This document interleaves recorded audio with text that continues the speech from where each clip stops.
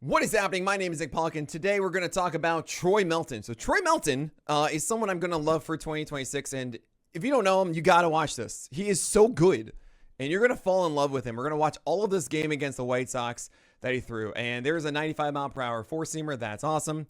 That's cool. And he has this big curveball. Okay. I'm just going to go through as you're going to see all these pitches here that he has, and there's a slider at 83. You're like, wait, hold on a second. He just threw three different pitches to start off this game. What is going on here? There is another slider at 81. And 95 with the curveball. Oh, 96. Hold on. And I just want to stop for a second. What we've seen so far is a fastball over here, curveball over here, slider over here, four-seamer over there. And notice how nothing's like down the middle. Like he's actually maybe a pitcher. Watch the splitter coming. Well, it's got to be. Oh, 97 sinker away. Oh, you got to think that's a secondary, right? Oh, man. Oh, this is how I feel. Oh, gosh, I watch these guys that are better than me and just go, oh, I'm old. To be young again, my gosh. All right. It's a sinker, which is actually kind of an interesting call. You really want that to be more of a four-seamer, I would think, because you see that and you're laning it as the splitter, as I said, or a breaking ball that falls off. But if it's a sinker, that means it starts over here and stays on the zone. But that's dotted. Like dotted. Also, 1, 2, 3, 4, 5, 6. Like, just moving all around. Just make my way downtown. Okay, now we have a right-hander. And guess what, guys? Say it with me. It's free real estate. First pitch slider for a strike. 84. Doesn't really look like the most vicious one, does it? There's a sinker at 94. He's trying to get that one inside. It falls down here, but I think at that movement and enough velocity, it's the White Sox early in the count. Like, Sosa's not going to pull that down the line or something like that. Fine, we'll take the out. Thank you so much, White Sox, for being you. There is free real estate, which sometimes is an out. This is how good free real estate is, right? You either get a strike and you're ahead in the count, or they swing at it when they don't really want to swing at it, and they just give you an out. I mean, we're already in the second inning now. We're just having a nice, lovely day at the park, and cool, I don't need to see that pitch. It's 93 sinker down low for a strike one. Fine, go inside it now. Oh, so you can see he has some drop to it. He's trying to get this over here. Why? Because that's how you get quick outs, guys. I can't say it enough. I love pitchers who are able to spot sinkers just off the plate in 0 strikes or 1 strike counts. 2 strikes, not so much unless it's a full count and you're just trying to end the at bat. Like, please don't walk you. But this is great. I've seen guys go 0-2 or 1-2 sinkers in here. And I'm not kidding you. I've either texted them or texted their team saying, why? And it's been some fun conversations. But that anytime you see that, I'm just like, unless you're just a sinker baller and you have nothing else. And there's some guys, I'm not going to say, but who did that? I'm just going, no, that needs to go away. Anyway, you're trying to get a swing on that, and it's too low. Fine. So now you're going to go away here with a slider. Oh, no, no. That's beautiful. You don't see this much anymore. Oh, my gosh. Okay. Why am I freaking out like this? It's just a fastball that should have been called as a ball just off the plate. Because you don't see pitchers go east-west with fastballs inside of at-bats very much anymore. Even Will Warren, who I've given a lot of credit to for his sinker and four-seamer command, only lives away with his sinker. He doesn't really come back in. And there will be a lot of old-school pitching coaches who will praise you. Probably, if you're watching this and you're in high school or middle school and you're trying to hear like your coach in your ear, they will say you can live the entire game just moving around the zone with your fastball. I actually did that for a while. My best pitch was a sinker, and I have these long, lanky arms, and I would get on the side of the ball really well. I would really be able to command that and be able to get movement on it, and I would go inside, and then do backdoor sinkers all day. It was my jam. But to see this from Melton, where it's sinker inside, four-seamer away, is really cool. Why is it a four-seamer, not a sinker, though? You're probably asking. Don't you want that to be a sinker that comes back over? Because Robert is probably zoning. And what I mean by that is, or keying in, where he's seeing the lanes. If it's in here, that means a sinker. If it means up here, that's a four-seamer. And if it's on the outside edge, that usually means it's a breaking ball that would be off the plate. Like, what you want to do is a typical sinker slider guy is you go inside and then with a sinker and then away from the slider, like nothing actually lands inside the box, right? But if you throw a four-seamer, now this actually stays true. and it doesn't fall off. So you'll get a ton of these called strikes like this. If it's a sinker, you're risking it starting too far away and coming back, which might make it actually kind of obvious that it's going to come back. Or if it starts here and then comes back over, then it's easier to hit, right? So four-seamer does make sense in this scenario. 1-2-9, you throw the slider off of that, right? Or you're going to back up with a four-seamer? Oh my gosh! This is what's so cool about Troy Melton. He can command, and he has a wide arsenal. And that's not a like empty velocity four-seamer. When I say empty velocity, I mean like it's 96, but the shape of it, right? Well, it's about 95, 96. But here's the thing. It has 15 inches of vert, not really that good, but it has 7 feet of extension, which is great. And you have 1.5 height-adjusted VAA. So when he goes upstairs, that is going to miss bats. That is the Zach Wheeler, right? It's not a big vert, but it's a flat attack angle with above average extension, which is great. And then it makes the four-seamer and the sinker even harder to differentiate between. It is awesome. It's great. And he commands it. Oh my gosh. All right. OO here. What do you know? More free real estate. Like, it's so easy. Let's just put a curve in there. Right? We see so many young pitchers. This guy's a rookie. He shot up the system because he was doing so well in the minors. Came out of nowhere. And, oh yeah, there's a splitter there too. What? He has, I think he actually has 6 pitches. I think there's a cutter in there too, which is a harder slider, like 88 or so, instead of the 81, 83 that we've seen. Yeah. It's so rare to see a rookie pitcher who has the makings of like the typical flamethrower. Hey, I throw really hard and I have good stuff, but like I'm working on the command. To have not necessarily the best stuff we've seen. It's not like it's, I don't know, Mason Miller coming up or something like that. But it's above average, certainly. And it's above average command. And it's above average depth of arsenal. It's so good. Oh my God. I cannot wait to see this guy next year. There's 96. Oh, come on. He knows that. Look, actually watch the end. Watch this. Oh, I know. I messed that one up. I'm so sorry. Yeah, he's going to correct that here. 2-1. Throw another fastball. Just don't. Oh, curveball 77. Dotted away. Oh, yes. You see how out in front? Look at this. Yeah, this is totally the stance that Benintendi always has. Oh, gosh. That's gorgeous. You see that? Throw it again. No, you're going to throw a fastball and let him ground out. Fine. I mean, I get that because he's like, it's 77 to 96. Fine. I would have loved you to throw actually a splitter there and really try and find it there. There's a sinker backdoor for a called strike. I probably would try and go inside with it, but now you're going to do inside of it. Oh, you tried to, and again, you're falling off too far. Come on, you can do this. Stay straight. Nah, stay straight. Come on. Lead that shoulder in. Better. But didn't quite make the adjustments I wanted. There's a ground out. Thank you so much, White Sox. It is interesting to see him really just pump sinkers in right now. Sinkers are really the ones that are going to be the quick, efficient outs. And I think there's something to be said here because Troy Melton knows he's on a limited pitch count in this game. This is not proper, hey, cool, every 5 days, this is my game of 80, 90 pitches plus or whatever. This is, hey, look, Tarek Skubal needs a day off.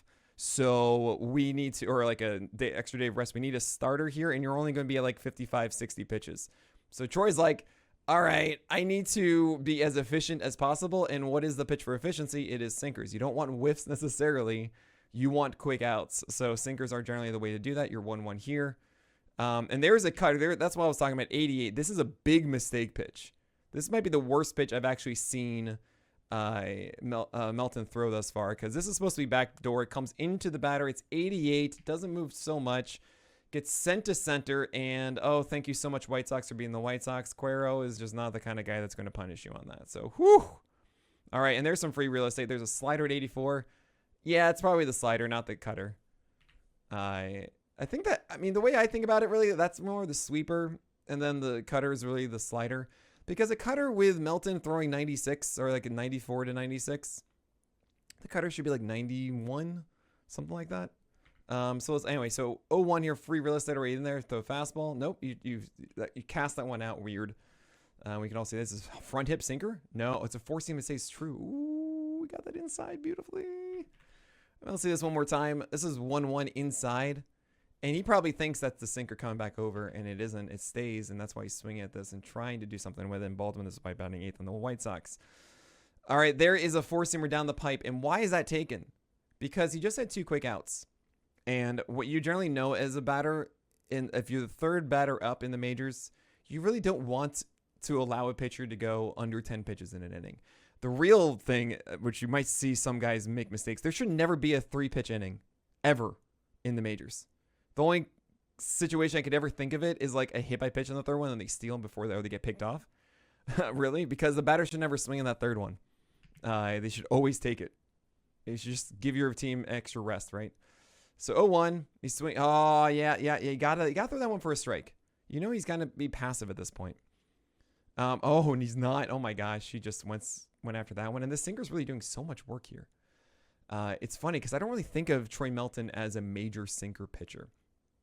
Right, I think of him more as overcoming with the four-seamer, and I imagine free real estate. I imagine the four-seamer is going to be more the thing that we see next year. There's a lovely splitter. Wow.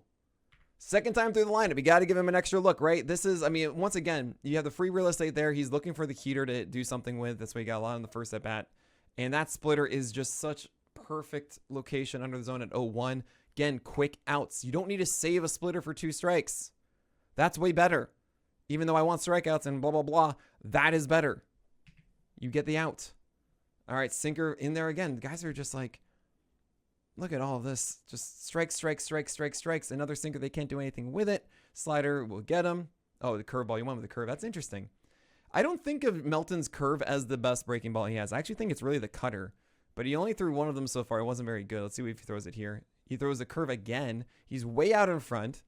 Throw a fastball upstairs, four-seamer. And, why'd you go sinker? I think that's just a blend of the two. That really should be the four-seamer. There's no reason for that to be the sinker.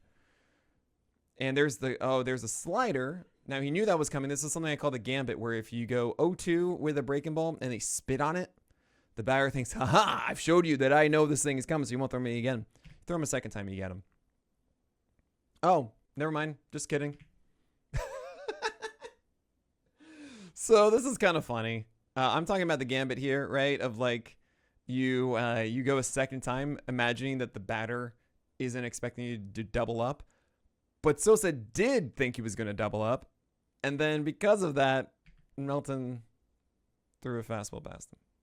Yeah, that was pretty fun, actually. There's a splitter for a first pitch strike and an out. I mean, what? This is a good location splitter. This isn't a miss. This is away, down and away. Montgomery, why are you swinging at that?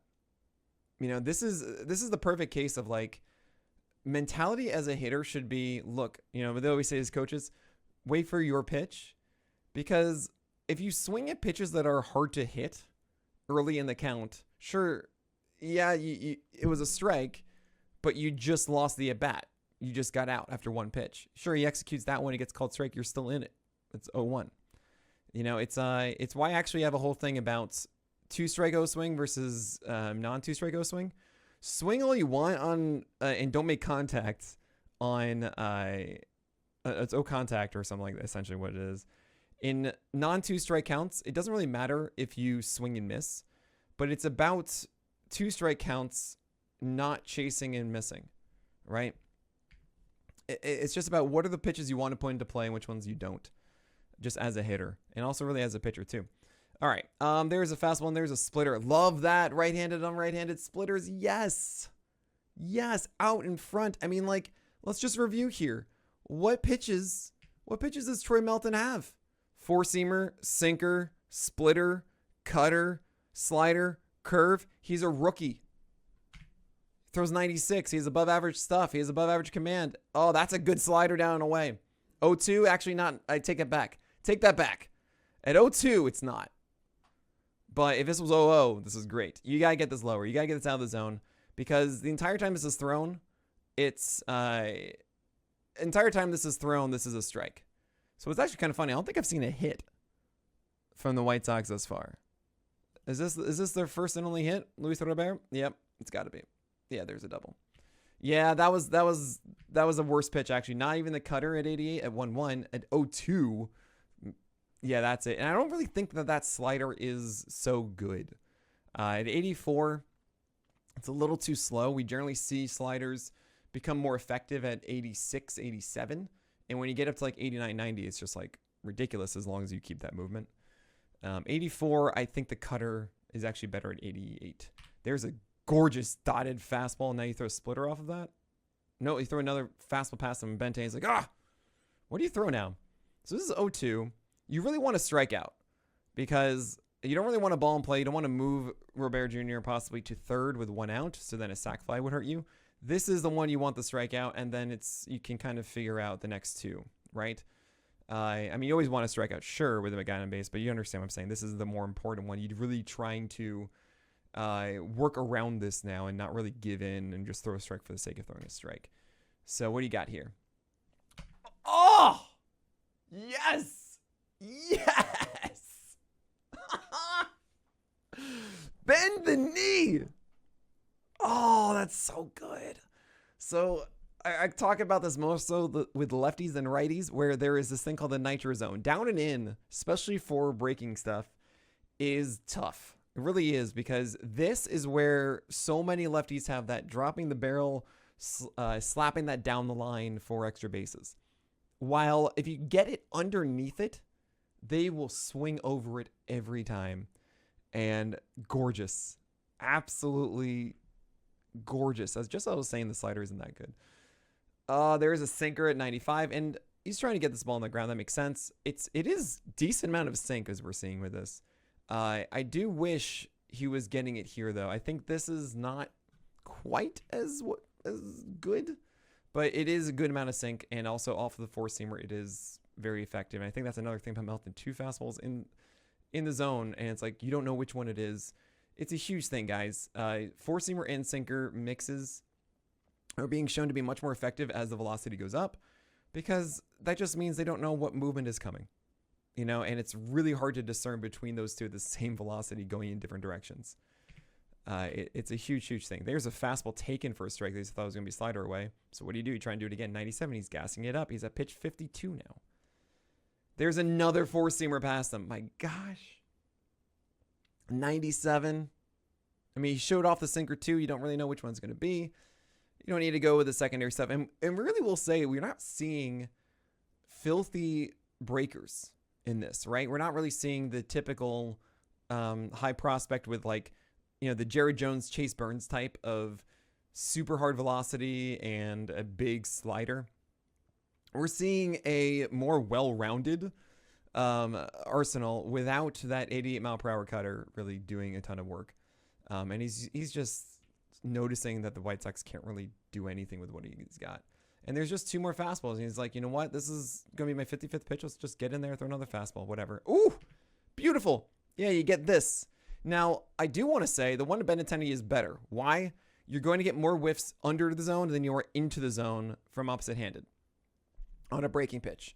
For 2 reasons. One, this is an easier take, and because it might start actually kind of already inside, and they think it's going to be a little bit further in, and then you're done. But the other reason is that if it has any sort of horizontal bend to it, it's easier to make contact going into the bat horizontally than under the bat down. So we kind of want to see that one over here as opposed to there, but you still get this because it was out of the zone. It was tempting. I would throw it again just down. Yep. I mean, it's the same pitch again, really. Just didn't think he was going to do it twice, and he executes it. So what was I saying? Troy Melton needs to get a strike. He needs to get a strikeout with all of them, but he needs to get one the first time. 1, 2, 3, done. He's so good. This is going to be a stud for the Tigers for years. I kid you not. This is already such a polished pitcher. He has the velocity. He has command. He has a wide array. I think, honestly, he could get even better with those breaking pitches. Yeah. Get excited about Troy Melton. Troy's our boy. And I love this. Thank you all so much for subscribing. We're over 10,000 subs, which is amazing. I'm happy I get to do these every so often. And make sure in the comments you let me know who you want me to do. I'm going to be trying as much as I can to be doing a lot of these over the offseason to cover some guys. And, of course, some more down the stretch. But that is it for today. So my name is Nick Pollock, and get out of here.